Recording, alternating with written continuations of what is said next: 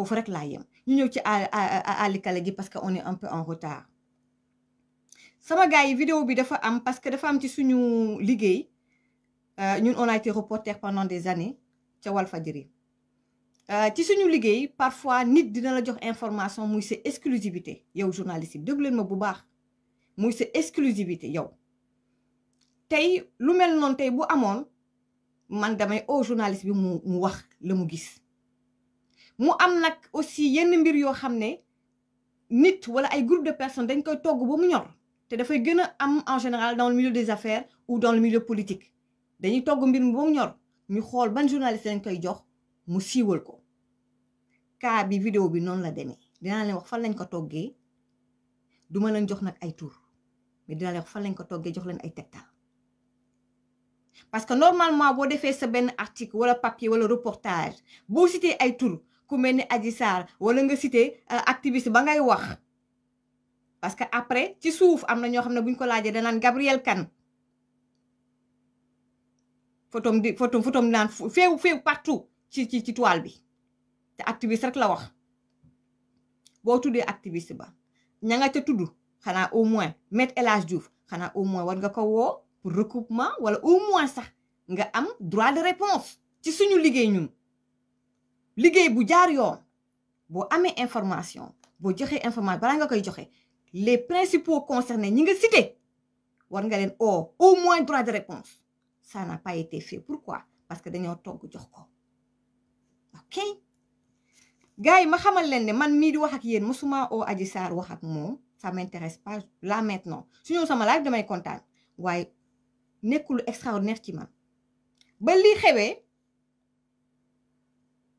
lii xewee am na lu ma waroon teg ay précision Adji Sarr mais nee nañ ma bu ma ko teg donc voilà man du pour lu koy yàqal waaw du pour lu koy yàqal kon du ma ko teg mais Françoise dina dugg man ça m'intéresse pas ay ma wax ak moom au téléphone ça m'intéresse pas li ma bëggoon a xam ci vidéo bi ak la ko ëmb ak moom fa mu ne ak fa mu déménage ak fa mu nekk xam naa ko te am na yoo xamante ni tey jii ba mbir ma coow la jógee samedi soir ba ma ñibbisee ba ma ne carte téléphone yaayam di Françoise di kiy wax ak moom di buntu bu baax bi ne ko lii ak lii moo xew lii c'est pour sa sécurité am na yoo xam ne daf ma ne waaw noonu la demee man soxlawu ma jege Adji Sarr wala wax ak moom lu ñu bëgg a xam li suñu métier la dinañ fexe ba xam ko donc nan la mbir mi commencé ak lu xew Adji Sarr c'est normal muy déménager muy tuxu c'est tout à fait normal sama gars yi man ñenn ñi dafa mel ni yéen seen bopp yi en fait c'est comme si ñenn ñi c'est des manipulateurs mais gars yi yeewu leen quand même on est 21e siècle jamonoy Dominique Strauss-Kahn ak Nafissatou Diallo fii la fekk ñu bari Amérique Dominique Strauss-Kahn moom ku am doole la nekkoon njiitu FMI am doole influent waroon nekk candidat pour nekk président France contre koo xamante ne hôtel lay liggéeyee di nettoyer ak di lal ay lal ak di lalli amul xaalis buy voilà elle a rien influentul amul doole ni rien du tout bu ñu mel noonu amee nga def accusation de viol mu nekk lu rëy contre un homme puissant influent qui a un appareil derrière lui dañuy protéger la plus faible maanaam ku néew doole ki dañ koy protéger aar ko nëbb ko pour sécurité pour kaaraangeem parce que ñenn ñi bëgguñu mu wax mun nañ dem ba fitnaal ko wala ñu faat ko moo taxoon Nafissatou Diallo balaa mu doon génn bu ngeen fàttali ko di def conférence de presse wax ak point de presse ak avocat mi kenn xamul woon fu mu nekk biir États-Unis c'est la même chose ak Adji Sarr Adji Sarr elle a une vingtaine d'années Adji Sarr mu def accusation bu grave de viol pour la première fois un leader politique de cette envergure ñu defaral ko genre accusation yu mel noonu ca Sénégal elle a 20 ans une masseuse on dit qui gagne pas beaucoup face à un homme qui a un appareil politique ba accusation yi tàmbalee ba mu wootee mortel combat lan ngeen ca gis ba ñu ko garde à vue moom Ousmane Sonko ñu dem di taali ay kër taali ay oto sëgam avocat Maître El Hadji Diouf avocat am lañu jéem a taal këram doon ko wër première dame ca maison familiale ñu jéem a taal këram di fitnaal nit ñi journal Le Soleil ñu jéem a taal journal Le Soleil asamaan nag ki waral mbir mi ki nga xam ne moom moo accusé di Adji Sarr c'est normal ñu protéger ko maanaam am fu ñu ko dugal pour sa sécurité c'est normal sama gars yi quoi de plus normal on me parle de kidnapping pour manipuler changer mbir mi là je parle de la majorité silencieuse waxuma waa kër Sonko yi yéen seen cas dafa irrécupérable vous êtes irrécupérable kon moom fa mu nekkoon je sais pas ndax am naa ci droit wax ko ou pas fa mu nekkoon façon tuxu na fa mu nekkoon ca suuf fa mu dëkkoon dafa am benn acteur politique benn leader politique de l'opposition boo xam ne dafa am ku bokk ci moom mi ngi woon ca suuf foofu la dëkkoon ba ñu nekkee nag naan ñi ngi waajal tuxu bi moom c'est la jot information bi moom moo informé le leader politique déglu bu baax fa may waxee fa Adji Sarr dëkkoon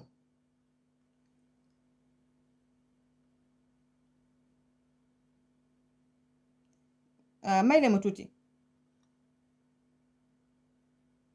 voilà donc gars yi vraiment ñi ngi def tout pour pas que ma teg affaire yi man voilà man c'est pour sa sécurité ne vous en faites pas je suis une professionnelle awma droit teg tant que voilà donc ne vous en faites pas du ma ko teg voilà mais dinaa expliquer wala moom François bu duggee dina gën a expliquer le contenu des audios alors donc je vous disais que ci biir kër ga fa mu dëkkoon bu ma ci amee man ndigal su ma paree live bi dinaa am yu ma bind ci kaw chapeau bi fa mu dëkkoon moom te suuf un leader politique turam jox nañ ma ko mu duma ko joxe am na ku ànd ak moom ku farak ci biir parti politique ak leader politique boobu mu nga dëkkoon te suuf kooku moo informé le leader politique gars yi wax ak teeg Sonko ak gaay mi ñu war a togg nag mbir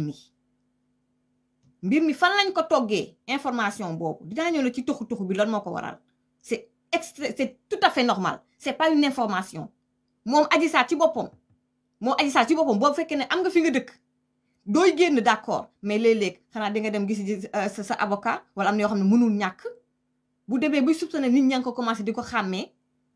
mais bu ko neexee toxu pour sa sécurité c'est tout à fait normal mbir mi nag dafa yàgg man xaw moo ne sax man ku ma waxoon dinañ egsi ba fii te duñu procès du ma ko gëm ça fait presque 1 an mais sama live dimanche dernier je l'ai dit benn cri de cœur ne leen procès bi foog mu am kii xale la elle a la vingtaine ñu dëj ko ci benn bërëb du génn wax na ko démb cuisine baak fi du génn dafa metti ci nit xale bu am 20 ans ñun ñii ñu ngi dem liggéeyi ñu ngi dem seeti ji suñuy mbokk suñuy xarit bu feet amee ñu ngi génn dund suñu dund mais elle a pas ça elle a 20 ans et pourquoi ñu dëj ko pour sa sécurité c'est que ñun rek ñu ñooy invité Françoise wala avocat am rek ñu ñuy def menace de mort di lijjanti fu ñuy liggéey di lijjanti fu ñu dëkk di yàq suñu àdduna asama moom mi accusé loolu xanaa xel war na ko mën a jàpp tey ji léeg-léeg dina toog moment yoo xam ne elle est pas bien c'est normal elle veut récupérer sa vie dafa bëgg a dund comme ñëpp parce que kim ko sekkal Ousmane Sonko mi ngi lambar-lambari fu ne di ut bës di lijjanti ay kaam mi nga ci mbirum local ya fu ne bu fafal na à part bitim réew rek na dañu téye passeport mais mu ngi lambar-lambari fu ne mais elle peut pas c'est un être humain c'est normal quoi de plus normal waaw wax ne mais on sent que elle est déprimée c'est pas une information gars yi réveillez-vous vous manipulez les gens mais vous le faites même très mal ak lu gën a c'était vraiment ridicule de venir dire est-ce que c'était Adji Sarr audio bi nanana mais vous êtes des malades vous êtes ridicules. Mais la fille qui parle avec l'accent charmant sérère, la fille qui parle de manière bu tey timbre voix bi mais wax na ci leeral xam ngeen ne Adji Sarr moo wax bàyyi leen siisu bi bàyyi leen bëgg imposer nit ñi ay vidéo na wax na démb wax na li mu xalaat c'est normal que mu bëgg firee ko bëgg a dund bëgg a récupérer sa vie c'est normal dëj benn place neexut te yéen a ko teg yéen a ko teg yéen a wax ni lynché ngeen ko partout su ngeen jotoon ci moom ñu wax ak leneen parce que bëggul leen woon mu accuser seen leader ban dëkk ban àdduna la ñu nekk léegi daal am na ñoo xam ne c'est des intouchables waruñu wax ci ñoom te bu ngeen fàttali ko moom ba mu waxee ci te leeral Adji Sarr lan la waxoon dafa ne bu doon moom bu xamoon ne dina am 14 mois nii la mbiri di demee moom li ko neex ak li ko naqari da koy garder mbir mu du demee nii du wax mais nag wax na là elle a parlé hier chez Françoise Hélène Gaye parce que elle veut récupérer sa vie elle en a assez ci vie bii pas parce que dañ ko kidnappé wala dañu bëgg a rey dañ ko bëgg a rey ñi nga xam ne ñu ngi koy jàppale depuis weer depuis des mois te am na loo xamante ne François xaw ma la bëgg na ma wax ko ou pas François day jàppale xale bi ci fànn wu ne nag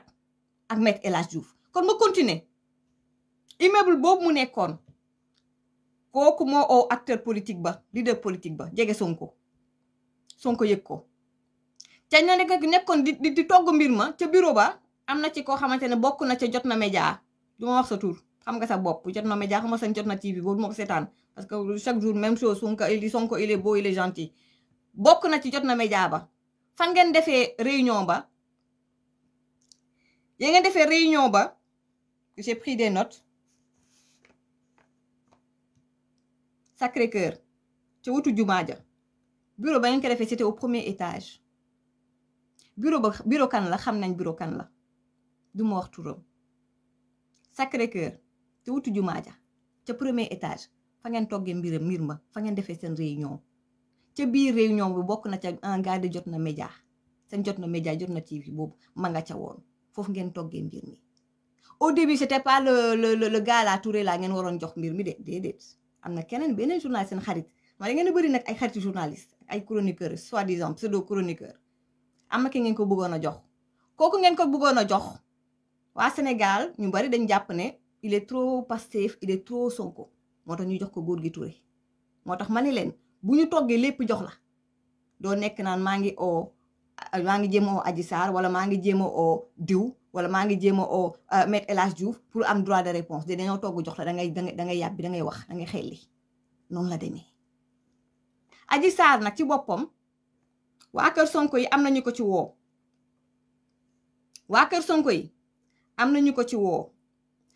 ma ne nag il faut que ma xam kan moo joxe numéro téléphone bi xam nañ ki joxe numéro téléphone bi yow moomu joxe numéro téléphone bi danga ma fi daan woo pour ma jox la ay numéro téléphone yenn kilifa yi joxuma la dégg naa nag mujjee nga am numéro yooyu bay dem di leen di fréquenter c'est-à-dire que am na ñoo xamante ne ñu bëgg a jël Adji Sarr maanaam di ci ut xaalis te yow moomu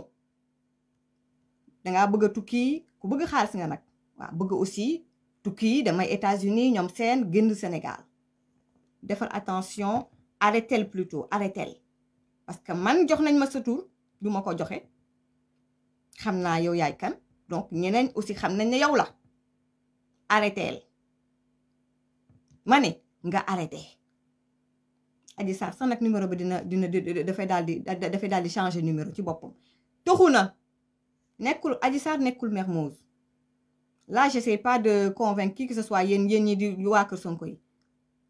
c'est pas pour vous convaincre mais pour vous xamal ne ngeen xamal leen ne dañ leen di tuur lëndëm Adji Sarr nekkul Mermoz sérieusement Adji Sarr actuellement n'est pas à Mermoz xam naa exactement ban quartier la nekk je le dirai jamais mais nekkul Mermoz pour muy clair donc ki joxe numéro Adji Sarr recule arrêtel yéen ñi nag du ñammi instant mi ngeen bëgg a sëkkatoo François parce que dafa këpp seen yelwaan la ngeen bëggoon tabax lépp da koo këpp bëggoon a jege Adji Sarr def ko lavage de cerveau mu retourner contre ñenn ñi ànd ak yéen daal di baalu ak ñoom seen dafa këpp seen yelwaan li mu wax leer na nañ procès rek nañ dem procès rek am na leen lu ma ci bëggoon yokk balaa may jël Gabriel Kane dooru jël aussi kii di Françoise Hélène Gaye bon am na yoo xamante ne voilà donc je peux pas en parler voilà donc yéen waa kër Sonko yi ñu doon ñammi xam nañ ne fu mu nekk ni moom araamal ngeen Adji Sarr moom buntu prox ndol bu ndaw bi ngeen amoon fàtte nañ ko c'est fini fa mu nekk nii moom elle est vraiment en sécurité elle est pas kidnappée dañu koy am fu ñu ko dugal pour mu nekk en sécurité contre yéen waa kër Sonko yi parce que vous l'avez lynché pendant des mois di ko wër pour yàq xale bi kon du ngeen wëlbatiku tey ngeen ne ngeen koy jéem a sauver ma yem foofu daal di am ñu ma jël